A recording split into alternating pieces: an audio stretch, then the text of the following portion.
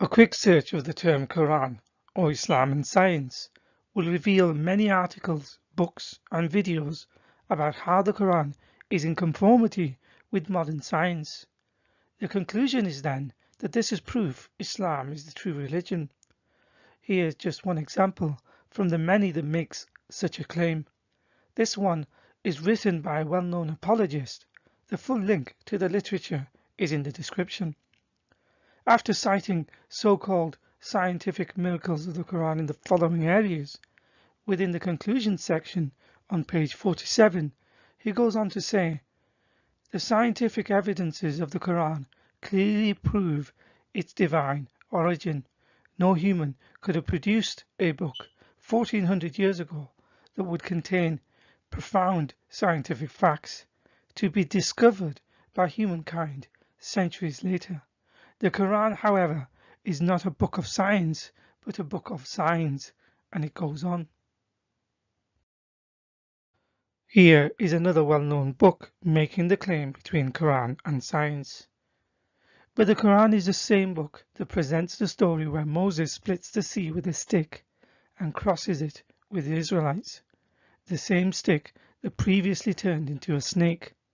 Scientific research does not suggest any of this is possible. The Quran presents a version of the biblical tale in which Jonah is swallowed by a whale or big fish and then lives in it for some time while praying.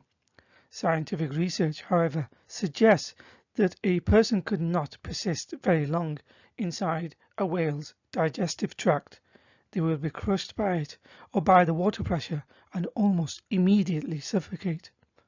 Shooting stars are thrown at the devil in Quran 67:5 and in Quran 29:14 Noah lived for 950 years. Biologically, it is not possible for any human to live this long. In Quran 12:93, a blind man's eyesight is brought back again by a piece of clothing, and so on. The Quran describes earthquakes, blizzards, hurricanes, floods, and other destructive natural activities as being a punishment for the people that it is inflicted upon, as described in Quran 29:37. Noah's flood is described as a punishment in Quran 11:43. Research, however, has not found any correlation between a civilization's religiosity and their susceptibility to these or other types of natural disasters. To point to the Bible by saying it has the same or similar narrative does not further the argument that the Quran is in complete conformity with science. The apologists will then shift the burden of proof and argue these are miracles, phenomena that are outside the testable realm of science. But miracles and science are not compatible. They are mutually exclusive and incongruous. Muslim apologists can make the claim of miracles, in which case they are to remain a fideist, because they cannot also then claim that it is a book that contains scientific facts discovered centuries later. However, apologists want to have all the benefits of the situation, whether it be miracles and also the science claims. The hypocrisy is that on the one hand, they argue that their belief is scientifically unfalsifiable, because belief in the Quran for them is supra-rational and is the ultimate yardstick. The irony is they still believe in miracles, which falls outside of science. The point is they cannot have it both because science and miracles are irreconcilable. Further, this sort of contingency is precisely what the apologist rejects when a negative scientific evidence is put on the table, attempting to refute the Quran, say for example the impossibility of virgin births, existence of demons, angels, etc. Here they would simply shift the goalposts and argue that it is a category mistake to judge the Quran using science. It is here that the Quran suddenly becomes a book of signs, not science. The ludicrousness of this oft-repeated mantra is that in the English language this soundbite sounds good and catchy. In Arabic it does not, which is Al-Quran Kitabu Ayat wa laysa Kitabu Ilm. Nevertheless, the absurdity and hypocrisy of this position is glaringly obvious to any honest person.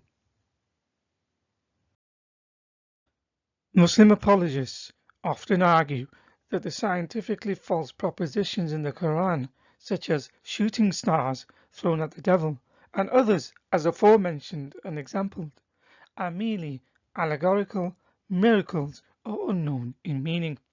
But how does one ascertain whether a verse is really literal in talking about scientific principles or is of unknown meaning or allegorical? The standard is as arbitrary as apologists are applying it, as they define tacitly that the literal verses are those by which scientific merit can be found, though contested as it is, and those of allegorical or unknown meaning are those wherein, given scientific exegesis, scientifically false propositions can be found. But to do such a thing is to beg the question. In other words, the apologist assumes a priori that the Quran could not possibly be false, and thus, for the statements that appear to be false, the apologist argues are merely allegorical or of unknown in meaning. But this is the very precise assumption that the apologist seeks to conclude. Given this, the enterprise is again guilty of begging the question. An example of the aforementioned is that amongst apologetics there also exists the disturbing tendency to simply make scientifically false statements. For example, covered in a previous video of a well-known argument is the claim that the Quran predicts that salt and fresh water do not mix. The problem is that the argument is simply wrong, as fresh and salt water do mix, yet such false claims continue to be purported by them. Often the remarks are prefaced with a discussion with another, or Western academics are cited who purportedly support the idea. Thus they appeal to authority, especially non-Muslim ones, thinking it validates their arguments even more than Muslim academics.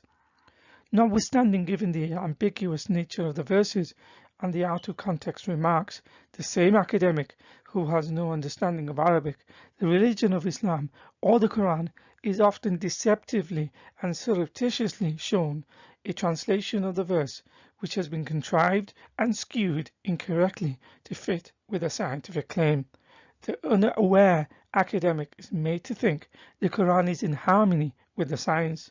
Often such an admission is made by them after they have been known to receive financial benefits from their benefactors. Nevertheless, once it is proven categorically that the Quran is wrong in its science to the apologist, they then shift the argument to semantics, Arabic grammar, and linguistics. They will say the Quran is actually saying something else instead, and it is still in harmony with the science.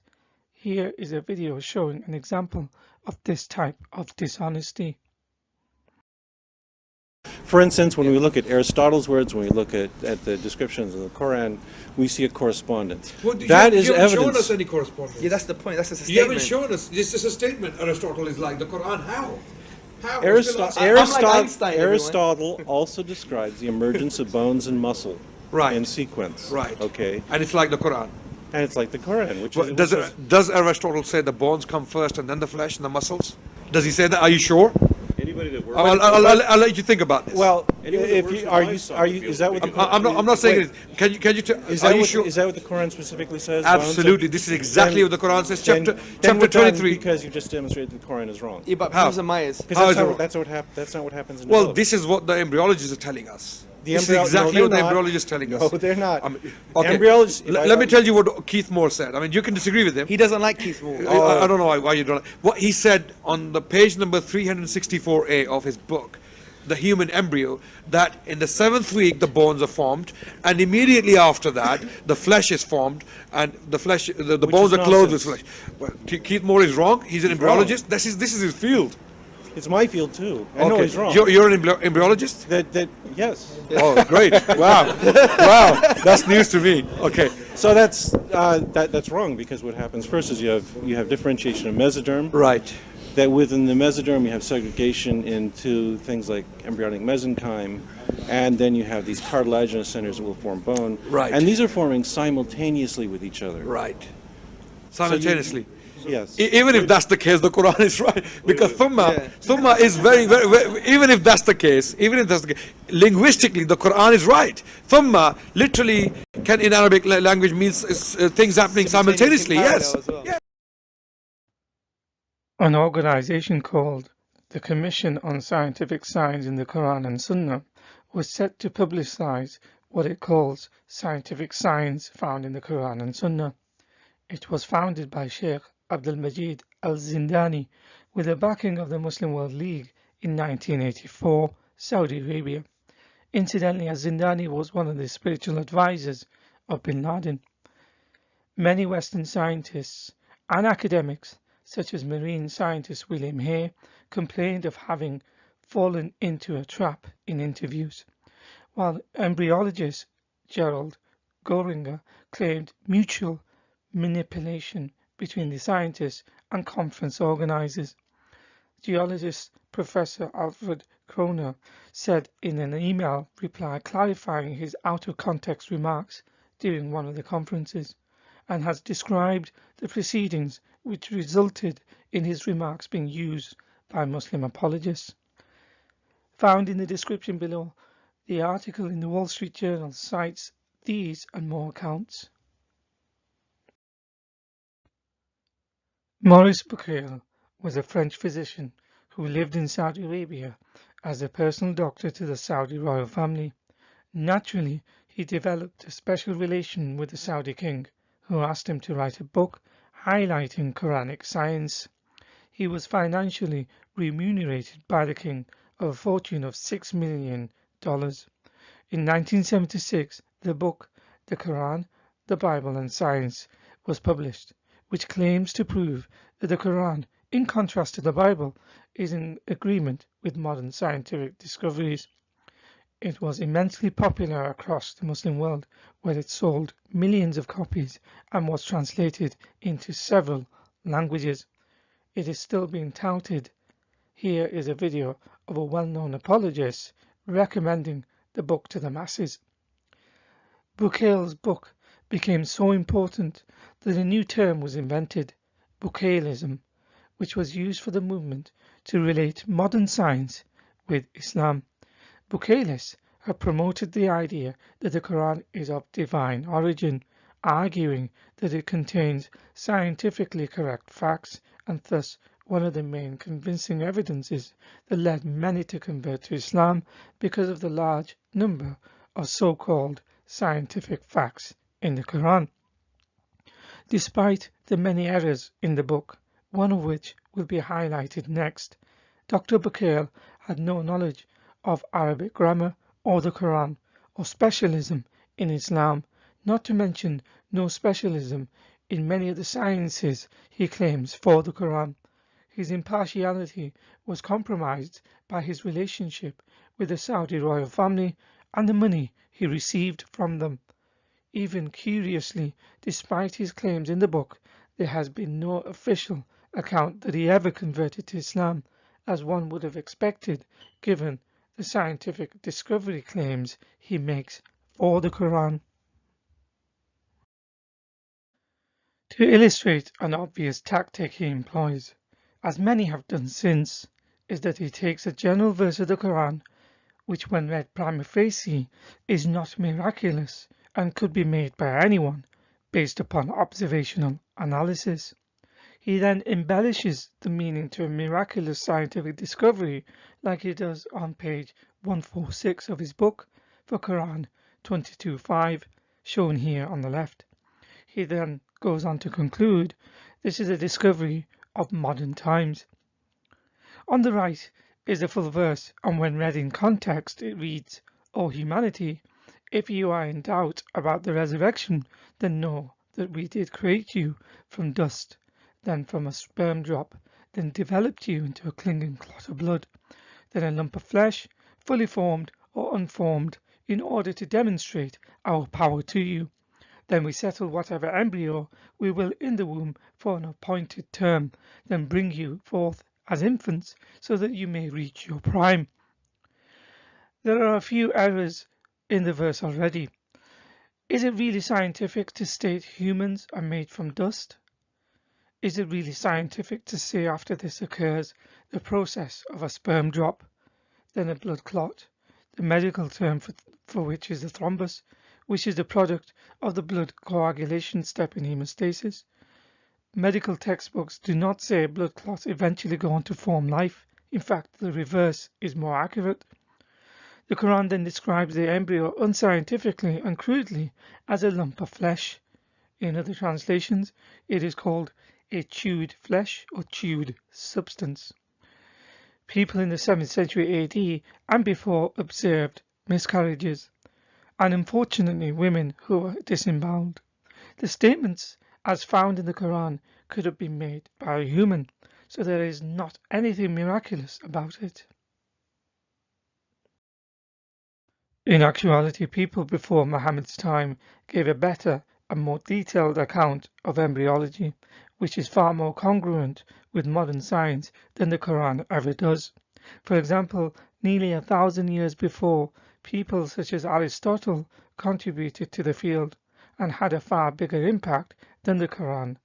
He is cited in the Complete Works of Aristotle, Volume 1, on page 1148. He said, "When the material secreted by the female in the uterus has been fixed by the semen of the male, the more solid part comes together, the liquid is separated off from it, and as the earthy parts solidify and membranes form all around it, this is both necessary result and for a final cause." On page 1149 he continues, "So nature has first designed the two blood vessels from the heart, and from these smaller vessels branch off to the uterus, forming what is called the umbilicus. Around these is a skin-like integument, because the weakness of the vessels needs protection and shelter. The vessels join to the uterus like the roots of plants, and through them the embryo receives its nourishment." Another Western academic cited by Muslims is Dr. Keith Moore. In the 1980s, he accepted an invitation by the Embryology Committee of King Abdulaziz University to produce a special third edition of his successful book, The Developing Human. It was to be used specifically by Muslim students within Islamic universities. He was financially patronized by the Saudi royal family for the use of his name, who has since been quoted by Islamic sources in an attempt to prove embryology as described in the Quran as scientifically correct. Pictured here is the textbook he delivered to the Saudi universities that commissioned the work titled The Developing Human, Clinically Oriented Embryology with Islamic Additions. The base textbook was work that Moore had completed years before. He did nothing new for this new edition. The Islamic additions are actually the work of Al-Zindani, who alternates the chapters with his own notes. The result of Moore's and Al-Zindani's collaboration is not an academic book, and subsequent editions omit and contradict the Islamic editions. Dr. Moore never converted to Islam as one would have expected if he truly believed the Quran to be scientifically miraculous in its predictions. In the aforementioned article from the Wall Street Journal, it says in 2002, Dr. Moore declined to be interviewed by journalists on the subject of his work on Islam, stating that it's been many years since he was involved with the Quran. In later editions, Dr. Moore reverts back to his previous renditions by admitting that many cultures and civilizations before Islam contributed to embryology and seems to praise them highly. He only reserves a small section for Islam's contribution with certain incorrect statements, which shows his lack of understanding of the Quran. For example, in the 10th edition of the book, The Developing Human, Clinically Oriented Embryology, on pages 4 and 5, after citing numerous cultures in history, such as the ancient Egyptians, Indians, Greeks, and Jewish contribution towards embryology, reserving special praise for the Greeks who, and I quote, made many important contributions to the science of embryology. On page 5, he cites some Quranic references in a passive and general manner without really affirming or denying its claims, by saying, quote, several references are made to the creation of a human being from a nutfa, small drop. It also states that the resulting organism settles in the womb like a seed 6 days after its beginning. Incidentally, nowhere in the Quran does it say anything about this, which is quite telling about Dr. Moore's knowledge of the Quran. Nonetheless, he then goes on to say, reference is made to the leech-like appearance of the early embryo. Later, the embryo is said to resemble a chewed substance. So in conclusion, the problem with Islam and science apologetics is that it is presumptuous and viciously circular. Its proponents are often guilty of committing the fallacy of begging the question. This is because science is merely correct when it suits the apologist. On record, there are some who have made the claim that the science is incorrect as it is in a state of flux and change, whereas the Quran is always correct, even if it contradicts the science of the day. The majority, however, claim if the Quran is scientifically correct, this then shows that it is the word of God, so says the apologist. To illustrate this, if a statement in the Quran is a miracle claim, or if it is scientifically wrong, such as the sun moving around the earth, coming to a certain resting point, for them it is not really wrong, but the science is wrong, or the specific exegesis is wrong, since it is the word of God anyway, as the language and grammar indicate something different, although the classical scholars who knew the grammar and language better than the modern-day apologists disagree with them. Such stark circularity is viciously indicative of the vacuity of the position and unfortunately telling of the contemporary intellectual vacuum which occupies the minds of the apologists. With such inconsistencies, they cannot maintain intellectual honesty. In the 1980s, Saudi Arabia established a generously financed government organization whose sole purpose was to further the claim that the Quran contained many scientific miracle predictions. They recruited scholars and scientists from around the world, especially targeting Western scientists with huge financial benefits, many of whom never converted to Islam, something that would have been expected if they actually believed in the claims they made in their books. Some later claimed that they were duped and went on to recant their views about the Quranic science claims. Despite this, Muslim apologists are still quoting them and propagating books, articles, and other sources of information saying the Quran contains scientific discoveries not known until modern times. If the Quran contains scientific insight, then why did not a Muslim scientist or academic ever base their research primarily on the Quran and then publish their works stating that their discoveries were made directly based upon their reading of the Quran?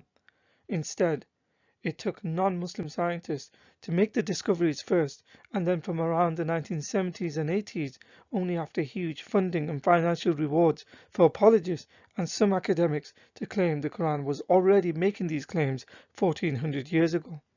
In other words, if indeed the Quran contained scientific miraculous discoveries, one would have expected Muslims to discover it first based upon their reading of the Quran, rather than it being discovered by non-Muslims first.